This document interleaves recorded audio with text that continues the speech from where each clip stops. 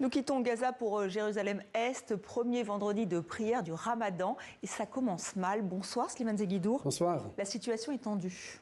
Oui, parce que déjà chaque année, pendant le Ramadan, les Israéliens avaient imposé des conditions drastiques pour y entrer. C'est-à-dire il faut que les hommes aient plus de 55 ans et les femmes plus de 50 ans. Et même les Arabes israéliens qui sont citoyens d'Israël pâtissaient de cette restriction. Eh bien, à cette restriction, on avait ajouté une autre cette année, c'était que chaque fidèle devait être muni d'une autorisation individuelle. Si bien que pour ce premier vendredi du Ramadan, il n'y a à peu près que 10 000 fidèles qui sont entrés, c'est-à-dire 10 fois moins que d'habitude. Plus que cela, mardi, la veille du Ramadan, la police israélienne avait fait une descente sur le complexe qu'on appelle Haram al-Sharif, esplanade des mosquées au mall du Temple, et elle avait malmené des cadres du complexe, interdit d'accès 6 imams et 25 fonctionnaires. Et alors que les imams et les fonctionnaires n'avaient pas le droit d'entrer, mercredi matin, premier jour du Ramadan, la police a autorisé 400 colons à y entrer, à chanter et à prier. Pourtant, ce n'est pas permis.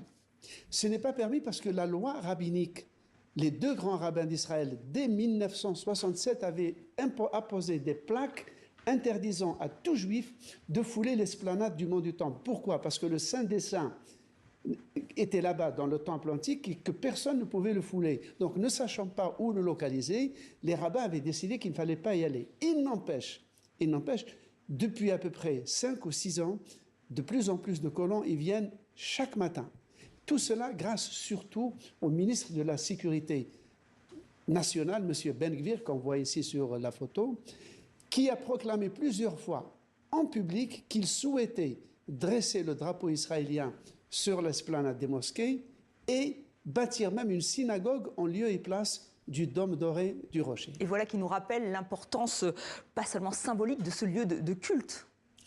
Oui, c'est une importance tellement importante que dès 1967, il y a eu un statu quo conclu entre le gouvernement israélien de l'époque et la Jordanie, à savoir qu'on ne doit pas politiser cet endroit.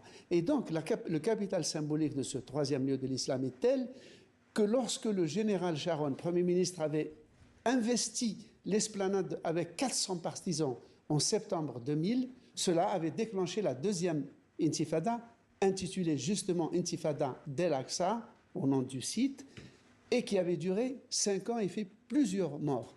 Et même lors du massacre de 7 octobre dernier par le Hamas de civils et de militaires palestiniens, le Hamas avait baptisé cette opération à l'intérieur même d'Israël, il l'avait baptisé déluge d'Al-Aqsa, et il arguait du fait que c'était une réaction aux profanations, entre guillemets, que selon lui, l'armée israélienne et les colons exerçaient constamment sur la mosquée Al-Aqsa. Merci Slimane pour ce décryptage.